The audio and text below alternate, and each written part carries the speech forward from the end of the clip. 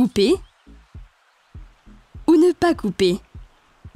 Telle est la question. Les pédales automatiques offrent une amélioration significative des performances pour les cyclistes qui cherchent à améliorer leur jeu. Pourtant, de nombreux cyclistes semblent avoir peur de les essayer, pour des raisons évidentes. Mais n'ayez crainte, les pédales automatiques présentent de nombreux avantages, et les maîtriser est plus facile que vous ne le pensez. Bienvenue dans notre guide ultime des pédales, où nous vous guiderons à travers les différents systèmes et vous montrerons comment maîtriser les pédales automatiques. Allons clip directement. Alors, que sont exactement les pédales automatiques? Eh bien, il s'agit d'un type de système de pédale de vélo qui attache solidement votre chaussure à la pédale à l'aide d'une cale. Malgré leur nom, les pédales automatiques impliquent en fait d'attacher vos chaussures dans un mécanisme sur la pédale elle-même. Maintenant, vous vous demandez pourquoi ils sont appelés clipless si vous êtes toujours en train de clipser vos chaussures. C'est une sorte de chose historique. Avant les pédales automatiques, les cyclistes utilisaient des pédales cale-pieds, où ils inséraient l'avant de leurs chaussures dans une cage ou un clip sur la pédale, connu sous le nom de clipping. Les pédales automatiques ont éliminé le besoin de ces cale-pieds ou cages, d'où le nom clipless. Juste un peu de connaissances de base ringarde pour votre prochaine discussion après la course. De rien. Examinons d'abord de plus près les deux pédales automatiques et plates. Pourquoi les pédales automatiques sont-elles une mise à niveau? Les pédales automatiques offrent une efficacité et un contrôle amélioré en attachant solidement le pied du cycliste à la pédale, améliorant ainsi le transfert de puissance et la stabilité, en particulier dans des conditions difficiles. Mais ils viennent avec une courbe d'apprentissage, nécessitant des chaussures et des pédales spéciales, et ils peuvent être plus chers. D'autre part, les pédales plates sont faciles à utiliser et polyvalentes, permettant aux cyclistes d'utiliser n'importe quel type de chaussures, de préférence des chaussures de cyclisme plates. Ils procurent un sentiment de sécurité et d'accessibilité, et sont donc souvent vus sur les débutants, les cyclistes occasionnels ou les navateurs. Pourtant, ils peuvent ne pas offrir la même efficacité et le même contrôle que les pédales automatiques, et peuvent entraîner une plus grande fatigue du pied lors de longs trajets. Mais ils sont une excellente alternative si vous ne voulez pas passer au clipless. Les pédales automatiques sont très populaires dans toutes sortes de cyclisme, qu'il s'agisse de vélo de route, de gravier ou de VTT. Le type de système de pédale que vous choisissez dépend de votre style de cyclisme. Sur les vélos de route, le transfert de puissance est la priorité absolue. C'est pourquoi des cales avec une grande surface de contact avec la pédale sont utilisées et la connexion est plutôt ferme. Dans le cyclisme sur route, vous trouverez souvent des pédales avec des cales à 3 boulons et une entrée unilatérale, comme ce système Shimano SPD-SL. Ils sont unilatéraux parce qu'une fois que vous êtes sur la route, vous n'êtes pas constamment en train d'entrer et de sortir. Le système SPD-SL de Shimano propose 3 types de cales, jaune, rouge et bleu. Les couleurs indiquent différentes quantités de flottement, c'est-à-dire la quantité de mouvement de va et vient que votre pied a lorsqu'il est clipsé. Les crampons jaunes offrent 6 degrés de flottement, le bleu 2 degrés et le rouge 0 degré. Outre le système SPD-SL de Shimano, il existe d'autres systèmes de pédales comme ceux de Look, Time, MacPad et Wahoo's Speedplay. Look est la marque qui a introduit les pédales automatiques modernes sur le marché en 1984. Leur système utilise également des taquets à 3 boulons avec des options pour différents niveaux de flottement. MacPad, quant à lui, relie la cale et la pédale à l'aide d'un aimant puissant. La Speedplay de Wahoo se distingue par son design minimaliste en forme de sucette, avec le mécanisme de clipsage dans la cale. Ces cales nécessitent un montage avec 4 boulons, mais des adaptateurs sont disponibles pour que vous puissiez les monter sur des chaussures avec 3 points de montage.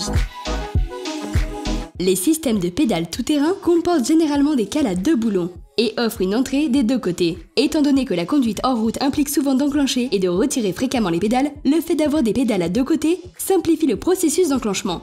De cette façon, vous n'avez pas besoin de chercher le bon côté à clipser pendant la conduite. Les systèmes de Crank Brothers proposent même des pédales d'entrée à 4 côtés. Les pédales de VTT, ou de gravier, sont équipées de cales plus petites à 2 boulons qui offrent plus de liberté de mouvement, le flotteur, et sont moins gênantes lors de la marche. Sur certains systèmes, comme le système SPD de Shimano, vous pouvez régler le niveau de dureté de déclenchement.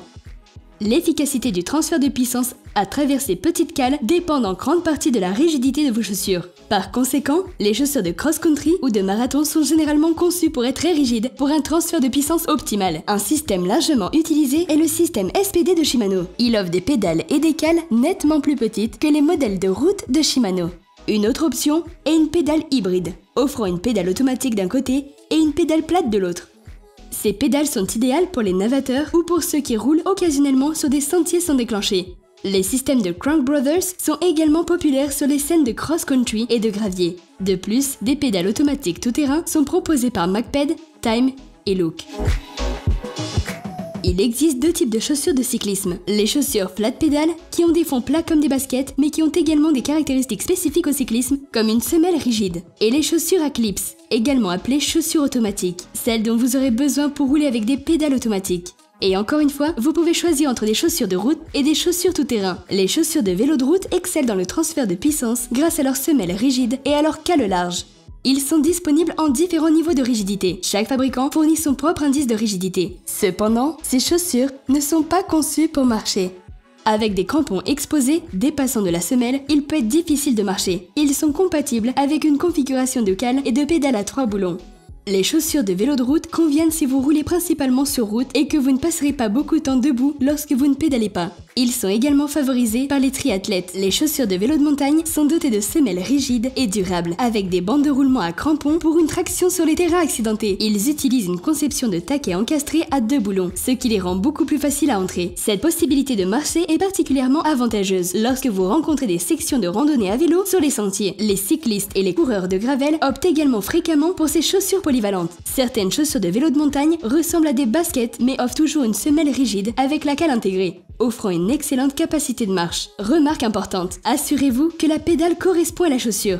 Il existe différentes normes de semelles qui ne sont pas compatibles les unes avec les autres. Il est donc essentiel que vos chaussures soient assorties à vos pédales. Vérifiez toujours la compatibilité de la chaussure que vous envisagez d'acheter. Beaucoup de gens évitent les pédales automatiques par peur de ne pas pouvoir se détacher assez vite et de faire une chute.